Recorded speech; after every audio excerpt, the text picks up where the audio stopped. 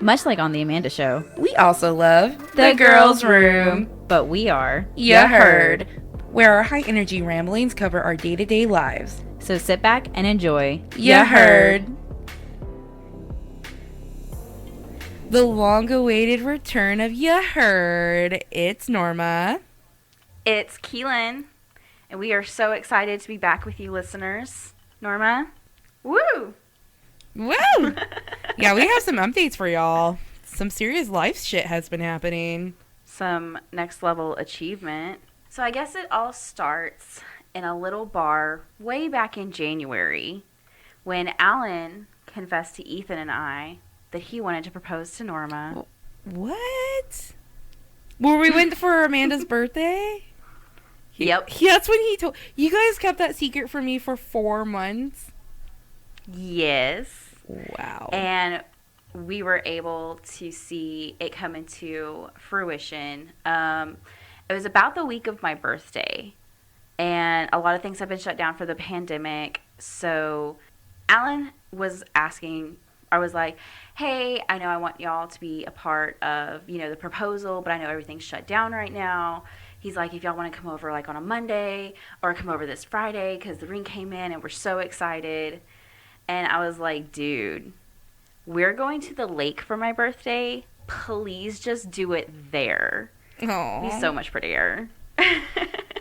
It was literally the day before your birthday, and it was, which is like so kind to share your weekend with this moment. Number one, like I can't tell you, like it really touched me in terms of, I guess, like how close knit like our community is, like our friend group is. It meant a lot to me. But yeah, I mean, like we were planning to go up there for Kielyn's birthday, and like on my side of things, we were making the drive, and it's about, I guess, like 45 minutes away. Like it's not that far. And I see this group chat notification come up on Alan's dashboard in his car, and it doesn't have like a title, which most of our group chats do. So we have our Amigos chat, we have our D&D chats, we have, our Naked Pot at No Official Mills chat. But this group didn't have a name. It just listed the people that were in the group, and it was really weird. Like it was our Naked Pod group plus like some girlfriends of mine that live out of town, plus like Alan's family. And it was just like, why am I not part of this group? Like, this is everybody I know. That's the weirdest group ever. Right, yeah. Like, it was just like, these people don't belong in the same group. And I asked him, I said, well, I looked at my phone, and I looked at, I was like, hey, what group chat was that? And he's just like, oh, I don't know. He's like, my phone's been messing up, and, yeah. And I did not believe him, but I was like, like, I'm just gonna leave it alone, like, because you could tell when someone is being dishonest, especially Alan, because he's like the worst liar, and Aww. and I just just left it alone. So when we got up there, Ethan had said like, let's disconnect, let's not be on our phones, and like I wanted to like respect that and like just enjoy each other's company, because we hadn't really hung out in months because we're in shutdown. That was it from my side leading up to the day. So yeah, we were at a lake house out in Canyon Lake. Just a few close friends. I think there was maybe 7 of us in total, going out for the day to relax. And Alan and Norma finally got there. I was so excited because we didn't really know what time he was planning on doing it. We just knew that he was going to have to go up and get everything to prepare. So while we were all down at the bottom of the hill, down at the the lakeside, swimming, enjoying the water, I think we had just came out and we were drying off at this point. Mm-hmm. Yeah, we were sitting on some like rocks, and the sun was about to set, and we were just kind of like, oh man, this is so nice. I didn't know I needed this so much, and just enjoying each other's company in silence. And then Alan says, oh, I need to go get the cooler. I'll bring the cooler back down here so, we can get some drinks, and does anybody want anything? And I'm like, yeah, bring me a cigarette. Like, Yeah. yeah. And so he goes up. When he's coming back down, it takes him a little bit of time, I notice that he's on his phone. And I'm like, are you kidding me? Like, they said no phones. Like, you know, like, what are you doing on the phone? So I'm like, hey, I was like, who are you talking to? And he's just like, oh, it's actually for you. And he hands me the phone. It's two of my best girlfriends that, you know, I've known for a really long time. And I'm like, okay, why did they FaceTime Alan? Like, you know, like, is something wrong? Like, I'm just kind of, like, afraid a little bit. Mm-hmm. So, you know, they are like, oh, hey, how's it going? I'm like, oh, okay, everything seems to be fine. And I show off the lake, and it's beautiful. I mean, the sun, and, I mean, Texas sunsets in general. If y'all are not from here, Texas sunsets are where it's at. It's beautiful, especially in the hill country. There's so many different colors. It's just like, it's so peaceful. It's so relaxing. It looks like you just got painted a masterpiece just for you. Like, Yeah, it's beautiful. And, you know, I'm like, okay, guys, well, you know, I'll talk to you later. Bye, I love you. And they're like, no, like, don't hang up. And then I'm just like, okay. And I look over, and Alan has this little box in his hand.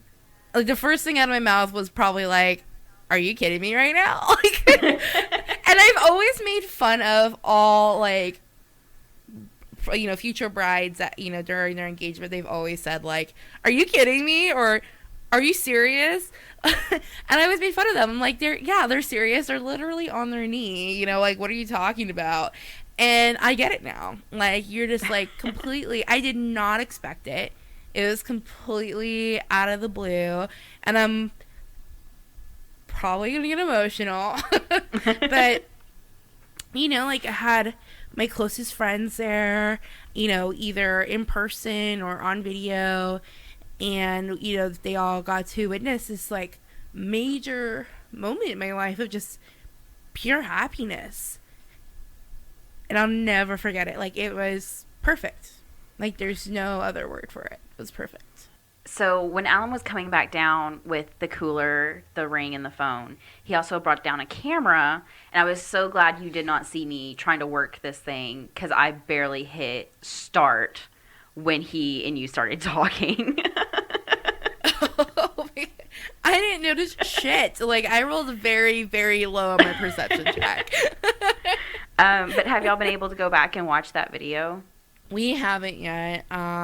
It's kind of like on our to-do, and, you know, we're still in, like, this weird, I want to say weird, like, it's kind of like your honeymoon of your engagement, right? Like, when you start, like, planning the wedding, it's kind of like, okay, like, this is something you have to do. And then on top of that, you know, there's, you know, financial, you know, issues. Like, you know, my family can definitely not afford to help me with my wedding, and that's okay. Like, I wouldn't want them to. I would want them to be there. And same thing with Alan's family. Like, you know, we wouldn't really have help there, but I know that, you know, his sisters would be really really helpful in whatever we asked them to do, and would want to be involved. So that's great. Like, you know, having, like, the manpower behind it. But I mean, we look about, like, our community, like, our community of people. Like, we have you guys, and we have, you know, some other close friends, and then, you know, the family that we have that we've, like, held on to is just, it's really strong. And, you know, we saw that a lot with Edos's birthday party this past year. You know, we finally got to, like, have a birthday party for him at our house while living together. You know, and he's my stepson, so, like, that was pretty major for me, like, as a step parent. It was to be there. And, you know, we had all of our friends and family there that were helping picking up trash, and Ethan made us a piñata holder, and, you know, we had Marco over there using pulling the rope for the piñata. So, like, it was, like, everything I've ever wanted. Like, you know, like, this is, like, peak happiness for me in terms of, like, what I want in my life. So saying yes wasn't even, like, a question in my head. It just, when you know, and I know that is so overused, and I know that is like people say that all the time. It's such a cliche, but it's true. Like, when you know, you know.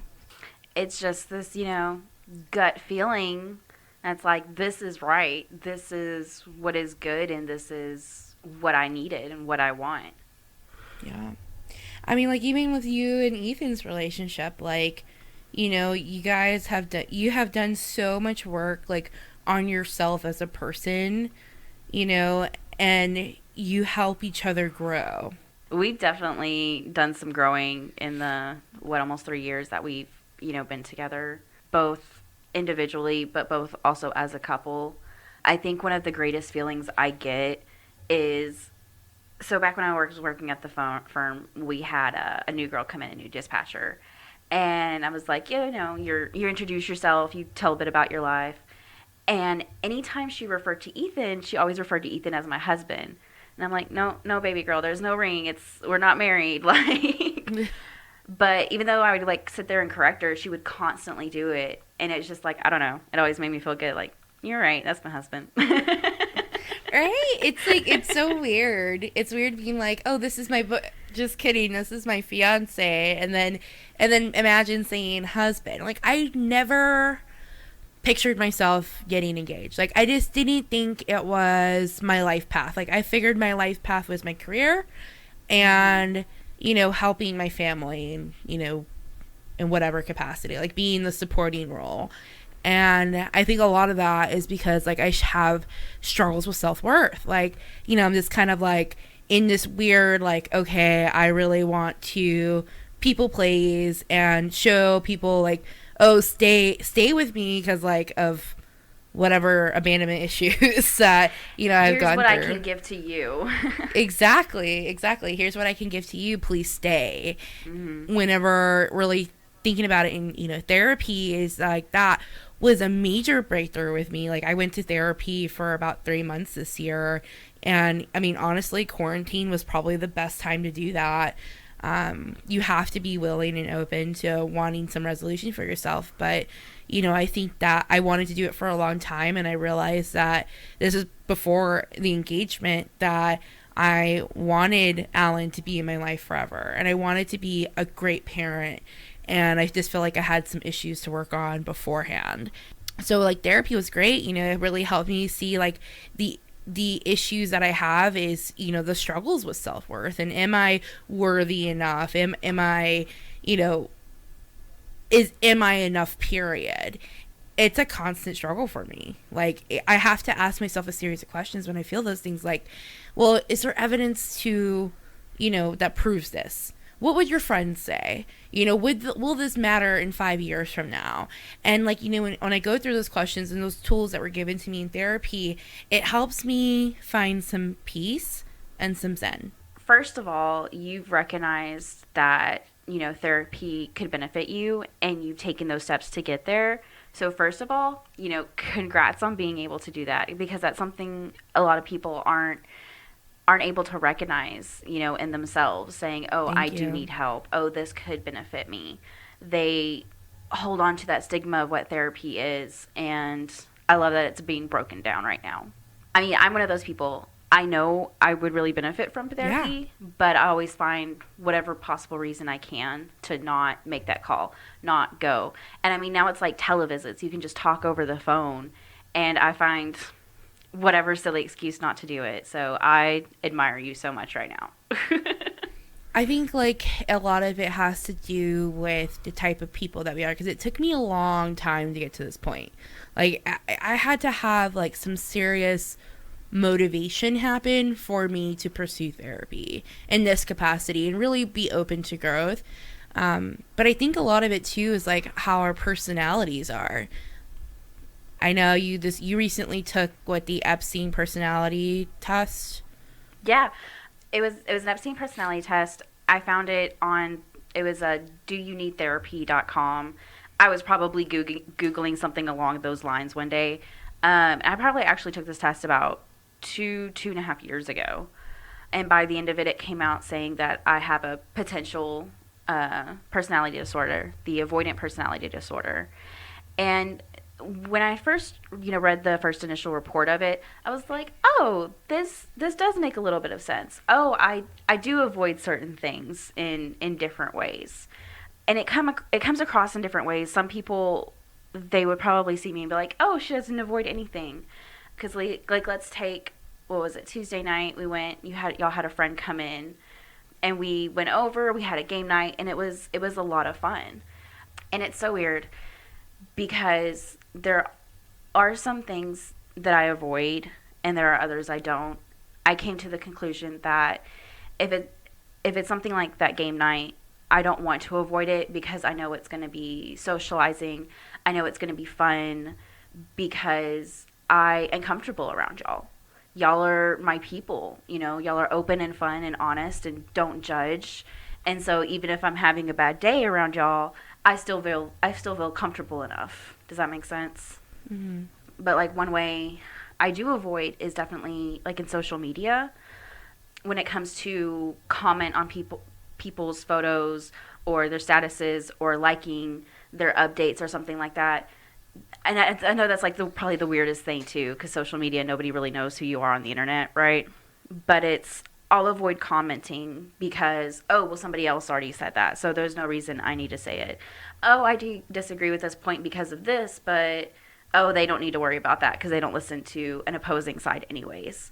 So in my head, it's like my comments aren't wanted, my comments aren't warranted, either it's been said before or just it doesn't need to be said type of thing.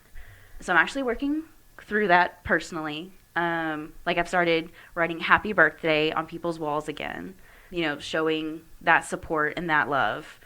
And I know it's like a minimal thing because you look at your happy birthday request and it's like, oh, cool, 50 people did it this year, woohoo. For some of us, it's a little bit harder than you think just to send that simple happy birthday. Yeah, because it's like an outreach for communication, and like, what if that communication's rejected? Yeah, like I get that 100%. I have that same mentality too of, well, what's even the point? Like, nothing I say will change their mind. Well, that's not exactly fair either. Like, I feel like, maybe this could be something that they could consider, like, not to change their minds. I think, like, going into it and thinking, like, okay, I'm not going to change their mind, but I do want to offer them a different perspective, and I hope they're open to hearing it. But if they're not open to hearing it, I have to be okay with that. Yeah. And that's hard to get to. It's a really hard place to get to. That's a wonderful new perspective. That's something I hadn't considered, and that's something I can take and, keep in my back pocket for when a situation arises. I can be like, okay, well, Norma said it like this. So what if I change my wording and how I would originally say this to coincide with this new nugget of perspective? I think too, it's like mantras, right? I don't know if you've seen this little video, but there is this video of this mom and her daughter, and every morning when she does her hair, she gives her like mantras, like, I am beautiful. I am loved. My curls are flawless. And she gives her like these self-confident boosters. And I never had that as a kid. And, like, I feel like I was humbled a lot as a kid. Like, it could be worse. Like, deal with it. I mean, growing up, it's if you had a problem, you had to find a way to fix it, or you just need to shut up about it. And I think that's one of the reasons that I probably avoided therapy in such a way. It's because I don't need help. I can do this myself. And there's a lot of us that just need to get over that mentality because we do need help. And it doesn't hurt to reach out for that, Yeah, no, it doesn't. It doesn't. I mean, especially like as a woman, right? In this day and age, like, I wouldn't say like there's targets, but like you have to be careful of like how vulnerable you are to certain people. You have to protect yourself in some way. That's kind of been ingrained in us. And especially for our generation that was raised by these boomers and Gen X people who are like, like, be grateful for what you have, pick yourself up by your bootstraps, suck it up, move on. Like, you cannot afford to break down right now. You have to carry on. And look at the shit that we lived through. 9/11, the housing crisis, now a global pandemic, a second recession. Yeah. Like, there's no wonder that our generation is the way that we are. We haven't been able to get ahead because especially, you look at boomers after their travesties, they were able to pick them up by their bootstraps. They were able to go to college or come out of college with degrees and jobs. Whereas millennials, we were told growing up, get a degree, you'll get a job. And now they're signing, the student debt is ridiculously high because schools had to pump up their money for whatever reason. Did we ever look into that? I don't know. But, school bills tripled, and so we went into massive amounts of student debt. And so we're 10 paces behind when we should have been 10 paces above. But one thing I do like is that I've noticed those who are, our age and they have children, they're not pushing college as hard because we're understanding of trade jobs. I always think of that one comic of a mom and her child, and they're looking across the street at a garbage man. And the mom says, you better do well in school or you'll end up like that man. And then in the second panel, it's a different mom and her child. And it says, even if you don't do good in school, you can do amazing like that man. Because he has unions, pensions, doesn't start out with student debt. He has a good monthly salary where he's able to take care of himself and his family comfortably. And it's like, you don't have to have those degrees to be happy. Sorry, my little rant. Yeah, exactly. No, I'll step up with you on that soapbox. I think that, trade jobs are always looked down on. I mean, and I think about, my family, too. My family are in, industries where it's considered a trade job or, a job that's, not desirable. Oh, you better, go to college or you're going to end up a waitress or a cook or whatever the case may be. Why are these jobs being put down? They're so vital and so important. Electricians, HVAC specialists, they put in the most amount of hours to make sure that our day-to-day is not inconvenienced or interrupted. Mm-hmm. And it's a lot of the hardest work. It's a lot of the dirtiest work. They have the worst hours. They're out in the sun the longest. Ethan's been working out on the job site a little more often these last couple of weeks, and every day he comes home and he's red on his arms, and it's another burn that was already there on top of his tan. And it's just Jesus Christ, I could never do what he does. And I'm so grateful to the men like him that are willing to go out and get that work done. Yeah, for sure. And it's, my brother is a chef too. It's so hard to make it in that industry as a famous chef, but running kitchens is no joke. Managing a restaurant is no joke. Those people, really do the most for us, and looking down on them is not okay. And I think that our generation really sees that because we're a generation that has had to really work for these skills. Ethan, was put in this position where that's his family business, right? So it's kind of he had learned through that way.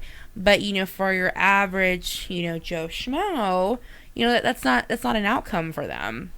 But I just think it's interesting. It's interesting that we do put down these other professions and not praise them more than we should. I think the job this year, the job of the award should go to the cashiers of the grocery stores because they have been nonstop since this pandemic has started. And it blows my mind that there are still people who are willing to yell at them something about this situation is their fault, and that's where the anger needs to go towards, and that's unfair for them. And I was so happy with HEB. They gave them the $2 raise that was going to stay, because a lot of these jobs are, they're 16-year-olds, they're 18-year-olds, they're people who are just getting into the job fields, and you have all the Karens coming through and yelling at them for what? Yeah, we talked about this in one of our Naked Pod episodes, but I dare a Karen to go after somebody in a retail or restaurant industry in front of me because I would put them in their place so fast. And you're exactly right. These cashiers have been working their asses off to make sure that we are afloat through toilet paper shortages, food shortages. It really didn't dawn on me that I used to have apocalyptic dreams, and part of these streams where people were wearing face masks and going to the store, like seeing like no meat in the meat section, the dairy section completely wiped out. Like, it's a loss of security, and it like kind of gave me panic attacks. It kind of did. And these people are going into this every day with the chance of being exposed to this disease. And maybe it doesn't have a large percentage, but there's still a chance people could die. Like, it's such a terrible time to live in right now. It is. It's scary. But I know at the beginning, I think we touched on this in the last episode or so, I had ended up getting furloughed. And I had mentioned, during the month that I was out of work, my depression was so excited because I got to lay in bed all day. I laid in bed day in and day out. And it was a weird, like, in-between feeling because you don't know when you're going to be able to go back to work. So I know a lot of people that they were able to, some started, getting back into their art. Some started learning a new language. And I binged watched The Tiger King. We all did. Don't put that on yourself. We all binge watched Tiger King. And I don't know. I just think a part of me was really happy to not have the responsibility of having to go to work on my shoulders. Because as much as I loved my job, I wanted a break from it. I think we all want breaks from our jobs, definitely. But it only took about 2 weeks till I was missing the routine. But it was also, the longer it went on, the happier I was. I don't know how to explain it. What do you think? No, I get what you're saying. It's just like you don't have to deal today. Like, you don't have to put on a face or a front or disguise how you feel like you could be like your true self. Mm-hmm. But why do you feel like you can't do that with your job? Like, why do you, like, is it because of the avoidant personality, or? I've never thought of it. That's a great new perspective. Probably, I feel like there's, I don't know, stuff is expected of me, but nothing that is supposed to take me out of who I am. I've noticed that at times when I'm just like myself and I'm being myself, it comes out, and it doesn't always come out appropriately. Like, I definitely know I cuss a lot, and so, people around me, they're like, oh yeah, Kielyn's cusser or whatever, but that's always not appropriate in the workplace. So I feel like, I know it's weird, I'm censoring a part of myself, and sometimes if I let different parts of myself show too much, it's not always going to be welcomed. I know from like past experiences, like, I can be annoying. And so I've come to learn how to read like people's body language or how they respond to something I'm doing or saying. And if usually I feel like I'm a good gauge. I can gauge it pretty well how people are, receiving. And so if it's good reactions, I'm like, okay, cool. I can stay in this front. But if it's bad reactions, that's when I'll be like, okay, cool. I need to back away. I need to come into myself. Dial it back.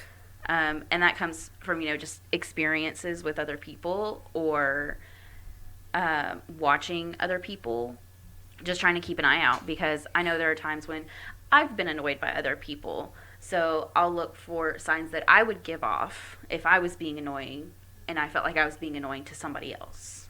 Just stuff like that. It's kind of like, I know exactly what you're talking about, and I've actually like looked it up, is like, why do I feel like a fraud?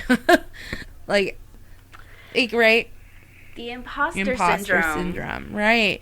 Like, kind of with work too. Like, I feel like I'm a totally different person at work than I am in my friend group. I feel like I'm a different person when I'm in mom mode.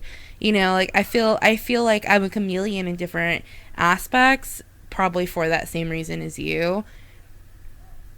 But I will say, like, the most comfortable I feel is in my friend group. Like, because these are the people I choose. They have proven to love me no matter what, so I'm gonna stick with them.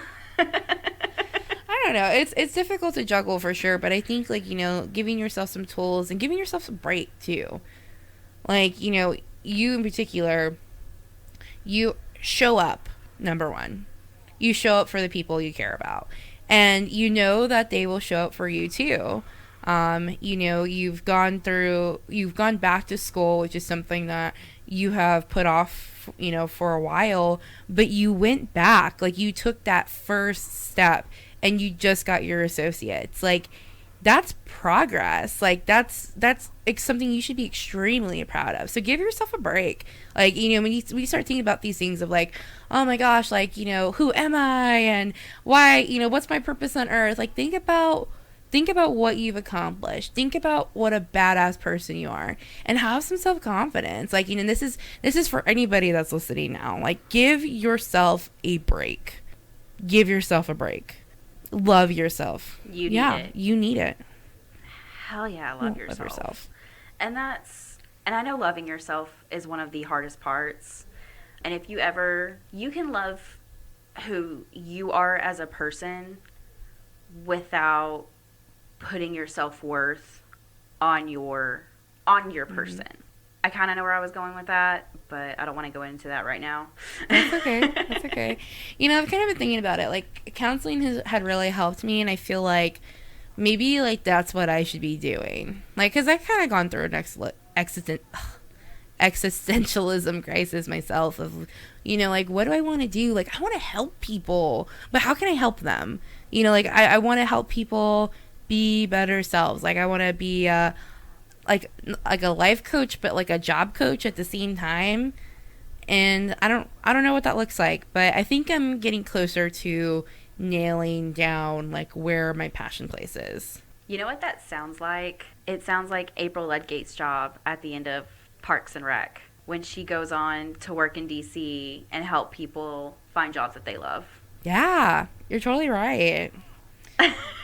HR is my new calling. Right? Maybe a recruitment office, but something that, where you actually work with clients. You don't just say, oh, okay, here's a list of your attributes. Here's a list of jobs that fit that attributes. Here you go. Have fun.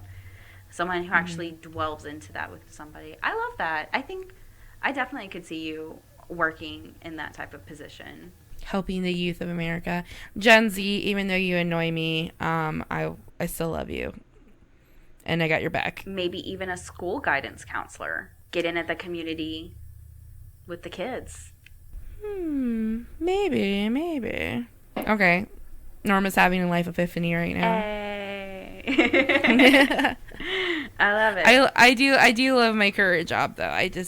I love my current job, and, like, it's giving me a lot of skills. And I think, like, going back to my really good friend Winston, he is a pastor at a church here in San Antonio, and he had done his first sermon, and he talked about, your trials and tribulations that you're going through right now is preparing you for the fruit in your next chapter. And whether you're religious or not, like, think about it, like, doors may close on you, but the door that remains open and you choose to walk through it, that's a brave first step, right? Going into the unknown. And then 2, it could be setting you up for your next chapter of happiness. Like, you have to give yourself a chance. You have to love yourself enough to get to that point. And it's hard to do that. But, if you have determination, it will help you get there. And you're not alone. Definitely not alone. It's a lot of hard work. My associates, I should have gotten it back when I was, 19, 20 and finishing school, because I started dual credits in high school. So I was on the fast track. But certain life events led me to not really caring about school. So I didn't care about my classes. So I would end up failing a lot of my classes, and I actually got to a point where I couldn't receive any more financial aid because of that. And so those choices led me away from school. I was lucky enough to have some family who was willing to put up with me if I moved down to San Antonio, if I got my butt back into school. And so I did. I got back in. I started working hard at it again. But my own selfishness, I want to say, was not focusing. My own selfishness caused me not to focus on school. And so I led everybody to believe that back in 2016 I was getting my associates. And I actually would have gotten it then if I hadn't have failed one class. Or I could have gone immediately that next semester and applied back to school and taken that one class and just, got it taken care of. But I didn't. It took, up until this last spring semester for me to say, okay, cool, I only need one class for that associates. I might as well get it taken care of. And so that was a whole 10-year process for 1-2 year piece of paper. Everybody has their own process that they go through. And just because you didn't get it right the first time doesn't mean you can't keep trying again and again. So keep at it. Exactly. Keep at it. Like, your life path does not look like everybody else's. Like, nobody walks in your shoes. Like, I know people who don't have who got their GEDs. I know people, with their GEDs have successful businesses. Oh, yeah. Like, I know people who've gone into trade school and make more money than me, like, double time. Like, you do what makes you happy. Keep trying, work at your dreams, work at your goals, but know it's okay not to secure that piece of paper in the first 2 years of your adulthood when you're trying to figure yourself out. Nobody knows what they want to do in those first 2 years. And I don't know, I personally don't think that we should go to school until 23, 24. We take those first 4 to 5 years out of high school to work, to travel if they're able to work and travel, work so you can travel, experience life a little bit, because you're just growing into a person, and being a person means so much more than schooling or means so much more than work. It's about being kind to your other human beings, and you learn a lot of that in those early years. Yeah, I think everybody should be working an industry job at some point in their life. Like, this is why we have such a Kielyn problem nowadays, because they did not go through did not go through that process of knowing what it's like. It's interesting. It's interesting for sure. Thanks for tuning in to You Heard. We've missed you guys. We hope you've missed us. We will work on getting more episodes out more frequently. And blog posts, because I have been slacking on that. But I've had a little bit of writer's block lately, and I think that now that we've talked, I feel a lot better. I feel like a lot got off of my chest. Yay. So check us out on our website, www.officialmillennials.com. Support us on Patreon by clicking the Patreon button on the top right corner. For just $1 a month, you can get more, more content from the Official Millennials crew. Yeah, love us. Love us. Don't forget to subscribe to our YouTube channel where we post all of our episodes. And also check us out on Twitch where our guys are hosting COJ. They'll be streaming live with their gamer interviewee of the week. And one day we'll be playing some Jackbox up there for everybody to play. Yeah, I'm excited about that. Maybe You Heard can do something like our boys. What do you guys think?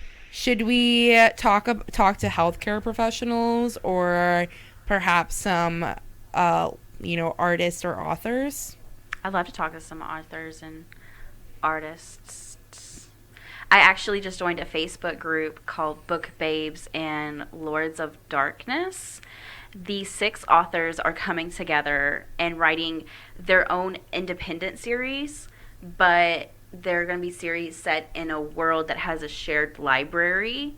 So they'll be crossing with each other. I don't really know how this is going to work, but I'm pretty excited for it. That sounds great. Bye, guys. That'll be really cool if we can interview her. Ooh, big Right. wishes for You Heard. So exciting. All right, guys. Well, check us out. You know where to find us. Bye.